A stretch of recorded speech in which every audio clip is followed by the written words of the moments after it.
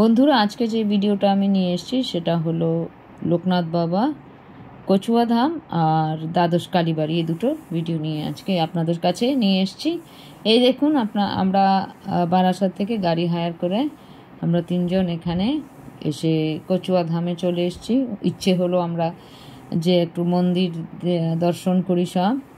এর আগের ভিডিওগুলো দেখবেন মন্দিরেরই সব।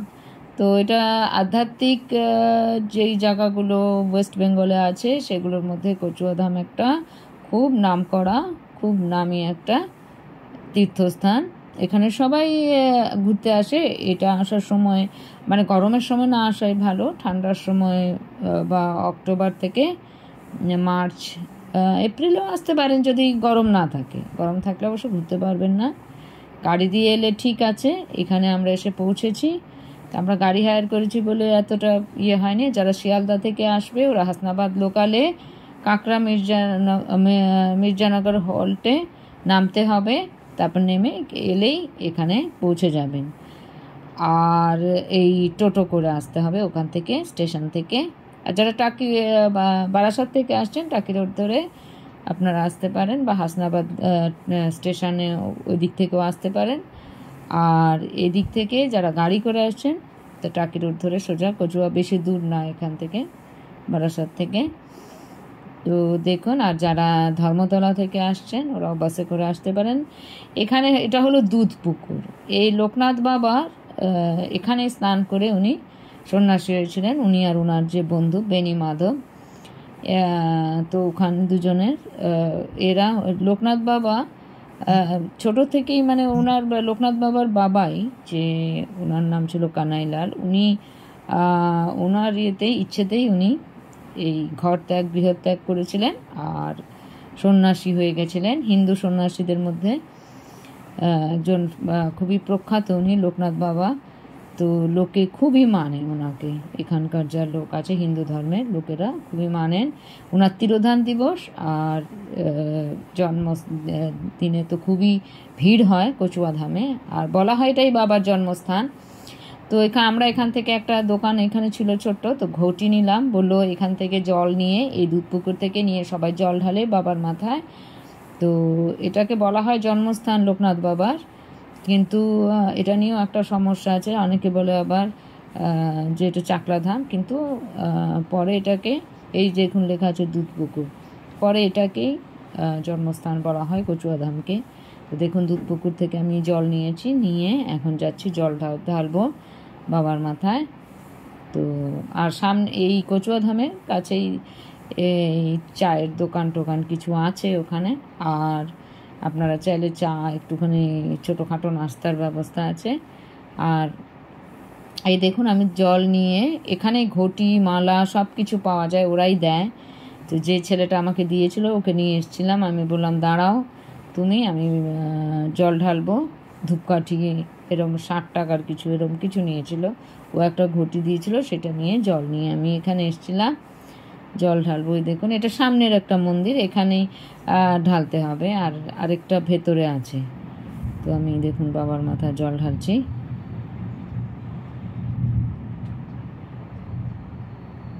দেখুন, এই তারপর একটুখানি আগরবাতি মানে ধূপকাঠিও জ্বালিয়েছিলাম, মালাও দেখুন, মালা ও যা যা দিয়েছে সেগুলোই আমি ওকে বললাম চলো, তো নিয়ে এসেছিলো। এখানে সব কিছু পাওয়া যায়, ফুল মালা যা। আর ওই দুধ পুকুর থেকে জল নিয়ে এই কচুয়া ধামে, এই দেখুন জল ঢালা হয়ে গেল, বাইরে এলাম। দেখুন কি সুন্দর শান্ত স্নিগ্ধ পরিবেশ এখানে দেখার মতো কচুয়া ধাম। আর একটা দুটো জায়গা আছে যে ওনার বন্ধু বেনি মাধব, আর আরেকটা জায়গা আছে। তো আমরা তো সেখানে যেটা মেইন এটা দেখার জন্য লোকে আসে। দেখুন কি সুন্দর শান্ত স্নিগ্ধ পরিবেশ, মনটা একদম খুব ভালো হয়ে ওঠে যখন এটা একটা আধ্যাত্মিক জায়গার মধ্যে, এটা একটা খুব ফেমাস জায়গা এটা। দেখুন একদম ফুল গাছ লাগানো আছে এখানে। তো কচুয়া ধাম কাছে, এখান থেকে আবার আমরা চাকলা যাব। তো এখান থেকেই যাব, চাকলা ধাম যাব। এটা সকালবেলায় আমরা এসেছিলাম 9টা, এরকম 9টা, 9:30, 12টা অবধি এটা খোলা থাকে এখানে, সকাল 8টা থেকে 12টা অবধি। আবার দুপুর 3টে থেকে রাত 8টা অবধি খোলা থাকে। তো আমরা 9টার মধ্যে চলে এসেছি।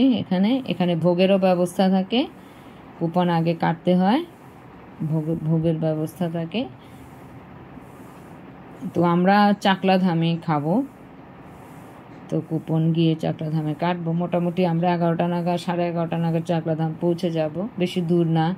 এই কচুয়া ধাম, এই যে এখানে আবার একটা এখানে আছে বাবার মূর্তি। তো এখানে দেখুন লেখা আছে উপরে, শ্রী শ্রী লোকনাথ ব্রহ্মচারী বাবার পবিত্র জন্মস্থান পুণ্যতীর্থ কচুয়া ধাম লেখা আছে এখানে দেখুন।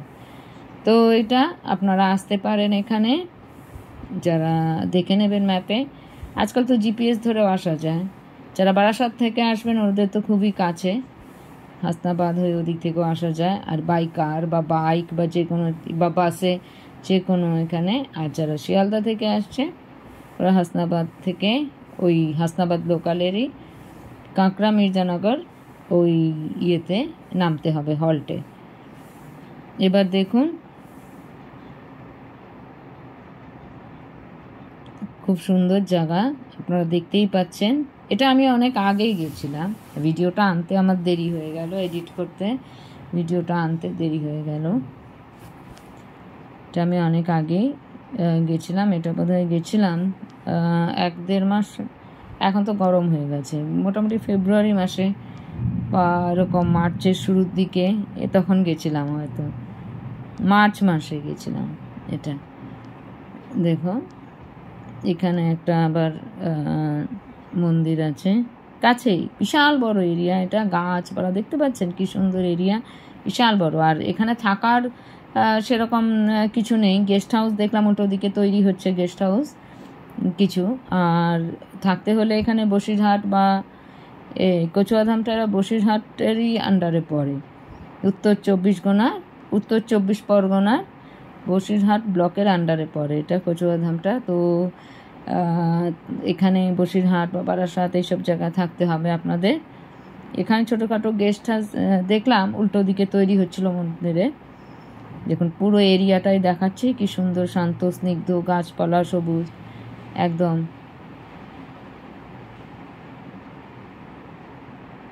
খুব সুন্দর দেখুন।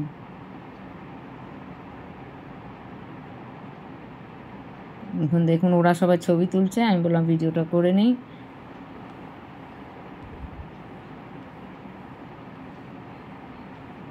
এই দেখুন আমরা সব এইবার এখান থেকে চলে যাব। আমরা ব্রেকফাস্ট খেয়েই বেরিয়েছিলাম ঘর থেকে, এবার এখান থেকে আস্তে আস্তে চলে যাব দ্বাদশ কালীবাড়ি দেখতে, কচুয়াধামের কাছেই আছে। তো পুরোটা তুলে নেই, তারপর গাড়িতে উঠবো। আপনারা তো বুঝেই গেলেন, দুধ পুকুরে স্নান করতে হবে, স্নান করে বাবার মাথায় জল ঢালতে হবে। এটা একটু তাড়াতাড়ি আসবে, 9টার দিকে চলে এলে তাহলে কচুয়া চাকলা সবটা ঘুরতে পারবেন। ওখানেও 12টা-1টার মধ্যে চাকলা ধামে খাবার বা ভোগের ব্যবস্থা থাকে, 1টা-1.5টা নাগাদ। তো আপনাকে 12টার মধ্যে কুপন নিতে হবে, সেই জন্য একটা তাড়া থাকে।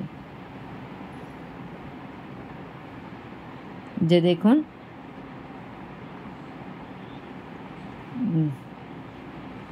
এটা দেখুন কি সুন্দর জায়গা,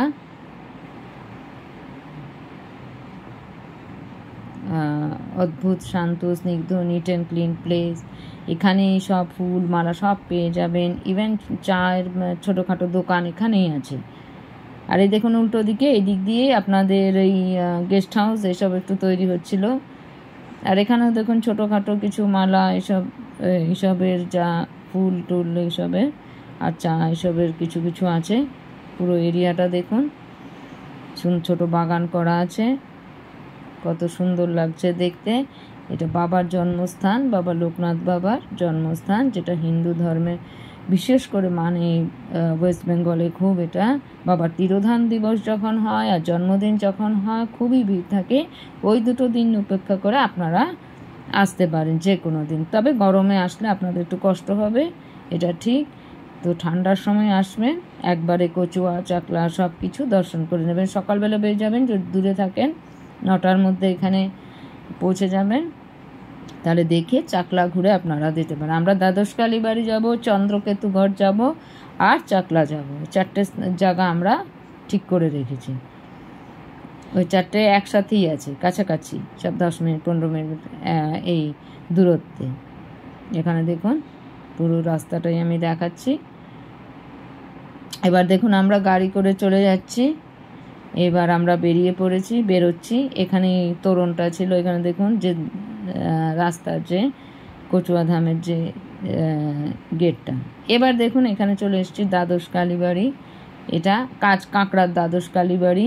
এই যে দেখুন লেখা আছে পুণ্যতীর্থ কাঁকড়া দ্বাদশ কালীবাড়ি। এখানে আমরা চলে এসেছি। এটা কচুয়াধামের কাছেই, বেড়াচাপাতে। ওখানে জিজ্ঞেস করলে আপনাদের বলে দেবে, বেশি দূর না, খুব কাছে। এটা যেদিক দিয়ে ঢুকলেন তার উল্টো দিকে আসতে হবে। তো দেখুন আমরা যাচ্ছি। এখানে দেখুন পুরো তৈরি হয়ে গেছে, রেনোভেশনের পর এটা তৈরি হয়েছে। লোকালরা বলে এটা 600 ইয়ার্স আগে এটা তৈরি হয়েছিল। 12টা শিব মন্দির আছে আর একটা কালীমার মন্দির আছে। দ্বাদশ কালীবাড়ি কাঁকড়া আনন্দময়ী মা এখানে আছে। এই যে 12টা দেখতে পাচ্ছেন, এগুলো সব শিবলিঙ্গ আছে ভেতরে। আর এই যে মেইন মন্দিরটা, এখানে কালীমার মন্দির আছে। এইখানে দ্বাদশ কালীবাড়ি বলে, ওই জন্য 12টা শিবলিঙ্গ আর একটা কালীমার মন্দির। খুবই সুন্দর দেখতে, আপনারা দেখতে পাচ্ছেন। আমরা ভাবলাম কচুয়াধাম যদি যাই তাহলে কাছেই যখন দ্বাদশ কালীবাড়ি আছে, কেন দেখবো না। এটা দেখতে এলাম, খুব ভালো লাগলো দেখে, কি সুন্দর দেখতে। দেখুন, নাহলে মিস হয়ে যেত। এটা খুবই শান্ত স্নিগ্ধ পরিবেশ একদম। আপনারা এখানে আসবেন, যখনই ঘুরতে আসবেন। তো দেখুন এখানে কালীমার মন্দির আছে, সামনে নিয়ে যাব। বন্ধ ছিল, পুরোহিত মশাইকে বললাম যে, তখন দেখলাম বন্ধ আছে। সকালবেলা এই 10টা নাগাদ এসছিলাম। দ্বাদশ কালীবাড়ি এটা কাঁকড়ায় আছে।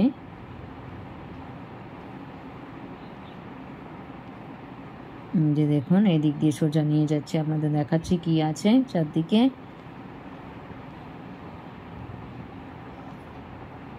দেখুন এদিকে কিছু নেই, আমি জাস্ট দেখালাম। এখানে পুজো হয়, কালী মায়ের পুজো হয়। তো এখানে ভিড়টা কম আছে, লোকে অতটা হয়তো জানে না দ্বাদশ কালীবাড়ি আছে বলে। এই যে দেখুন শিবলিঙ্গ আছে ভেতরে, সব 12টা শিবলিঙ্গ এরকম আছে। তো অনেকেই জানে না বলে দেখছেন তো এখানে আসে না বেশি, অনেকেরই এটা জানা নেই। এটা 600 বছর আগে নাকি এটা তৈরি হয়েছিল। আর রেনোভেশনের পর এটা এখন দেখতে খুবই ভালো লাগছে। মাঝখানে রেনোভেশন করা হয়েছে এটা, তো রেনোভেশনের পর খুবই ভালো হয়ে গেছে। আমরা সকালে কচুয়াধাম করে এই দ্বাদশ কালীবাড়ি করে তারপর আমরা বেরোবো চন্দ্রকেতুগড়, তারপর যাব চাকলাধাম। এবার এই মন্দির প্রাঙ্গণটা দেখাচ্ছি। এই যে দেখুন সব শিবলিঙ্গ আছে, নিট অ্যান্ড ক্লিন আছে, জায়গাটা পরিষ্কার। এলেই আপনার মনে হবে যেন কোথায় পৌঁছে গেছেন, একদম ভগবানের সাক্ষাৎ দর্শনই হয়ে যাবে। কচুয়াধাম যখন আসবেন জিজ্ঞেস করলেই হবে কাঁকড়ার দ্বাদশ কালীবাড়ি, ওরাই ওই রাস্তায় বলে দেবে কোথায় আছে। তো এটা এলে অবশ্যই এই জায়গাটায়, কচুয়াধাম এলে অবশ্যই এই জায়গাটায় আসবেন। ভেতরে ঢুকে দেখছি আনন্দময়ী কালীমার মূর্তি। এই যে পুরোহিত মশাই আছে, এটা বন্ধ আছে দরজাটা এখন। আমি বললাম খুলবেন, তো বললো হ্যাঁ খুলে দেবো।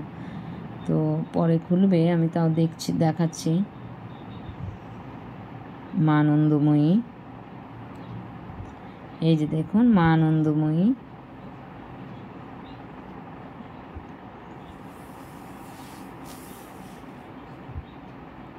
এবার দেখুন এখানে সব প্রণামের বাক্স রাখা আছে। আবার বাইরে বেরিয়ে এলাম। এটা অনেক পুরনো মন্দির।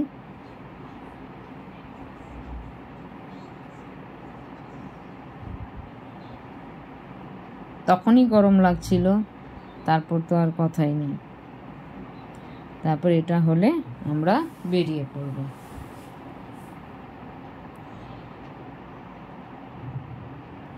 এই যে দেখুন, এবার আমরা পুরো মন্দিরটা ঘুরে দেখলাম, প্রণামও করা হয়ে গেছে।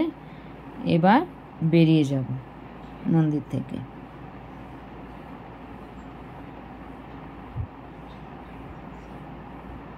দেখুন, এই যে একটা ছবি তুলেছিলাম সেগুলো দেখাচ্ছি। শিবলিঙ্গ আছে,